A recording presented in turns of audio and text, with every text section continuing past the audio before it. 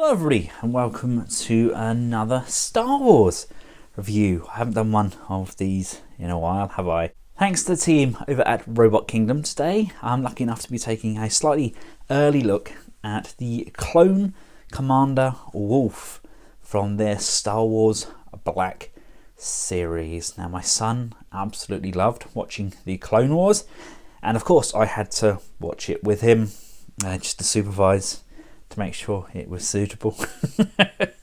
Oh, it was a good show. It was a good show. I didn't follow Rebels as much as I should have done really, but I enjoyed pretty much everything about the Clone Wars. Yes, this is Clone Commander WOLFFE, the commander of the Wolf Pack. Just take a look at the box. We've got him on the front there. We've got a nice little picture. Side of the box is pretty much what we've come to expect from the Black series, and there's a small bio.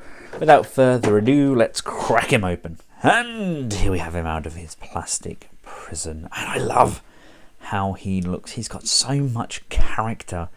He's one of the very best characters from Clone Wars, and my son is gonna love this so much. There's so much going for him.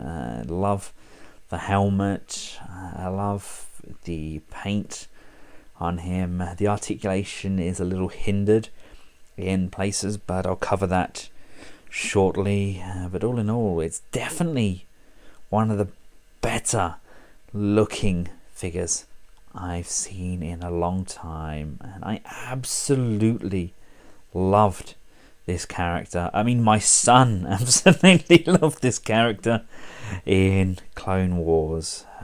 Let's take a closer look. Taking a closer look at his face sculpt. Was it Tamira Morrison? Is that how it's pronounced? The actor that played Jango in Star Wars. Obviously, he was the basis of all of the clones, and that's a very kind of welcome balance, I think, between his Clone Wars, between the Wolf in Clone Wars and obviously Tamira himself. I think that's a very good balance between the CGI and live action.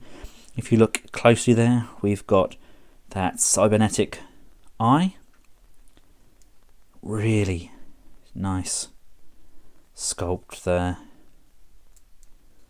Got the markings on the back of the hair, and these shoulder decals, I especially like those.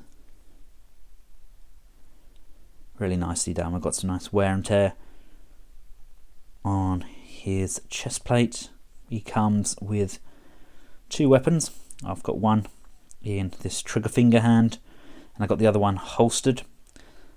He does come with a grasping hand and a trigger hand. I would have liked some different hands to switch out. I don't think these are necessarily the right guns to have with him due to how he has his hands positioned, but I guess you just have to make do.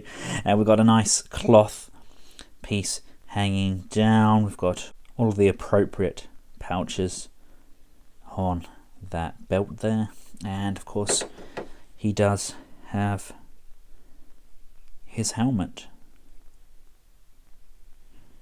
Again, really good attention to detail. Love how that looks, and of course we can just pop that over the head, and that looks so good. Well, we have the ability to move this up and down.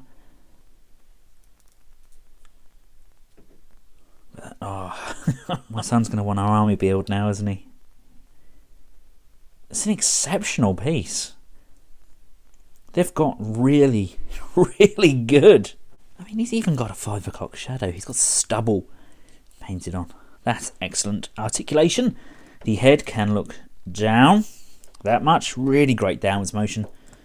And up that much. Again, loads of range there. We can look left and right, but there's no real tilt to the side. It's very much like what we got with the Marvel Legends. It's a very similar kind of neck pivot. The shoulder The shoulders don't go up as much as I would like. This is quite a hard plastic. The aerial section here is very flexible, but the shoulder pads themselves are quite stiff. So you get the arm kind of up this far and down.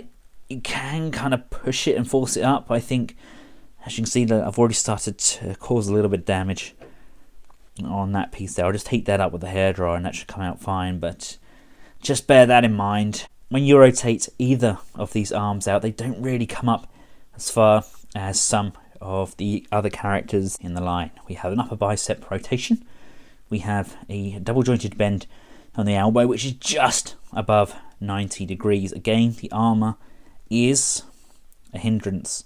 And his forearm's a little loose as well. Would have liked that to stiffen up just a little bit, but we have rotation on the wrist, and there's also a little pivot up and down there. We get that upper torso joint, so we can go forwards and backwards and rock side to side. We don't get an independent waist swivel. It's all part and parcel of this abdominal section. The legs can come this far forwards and this far backwards. We can come out to the side. There's enough flex in the belt, or we could rotate it to allow for a nice range there. Upper thigh rotation, do like the texture of the undergarments as well. It's nice to have all that textured up. And we get a double jointed bend at the knee. Again, not as deep as I would have liked. I would have liked that to have been cut slightly further into the leg, just so we can get some more kind of military style posing. And coming down to the feet, we have down, up, and pivot side to side. I love the fact we can make use of that neck articulation even with his helmet on. He's got such a nice range going up and down. That's really nicely done. Albeit I do get a bit of a G.I. Joe vibe from him. And for a quick scale comparison, here he is alongside R5-D8 and the new Sith Emperor himself, Thanos. I've run out of figures to show him with, so he's taken them all. So there we have it, ladies and gentlemen. A very fun, very good looking Star Wars black figure. Personally, out of all the ones that I've got for Sammy, this is by far my favourite. He's just a character I liked in the show.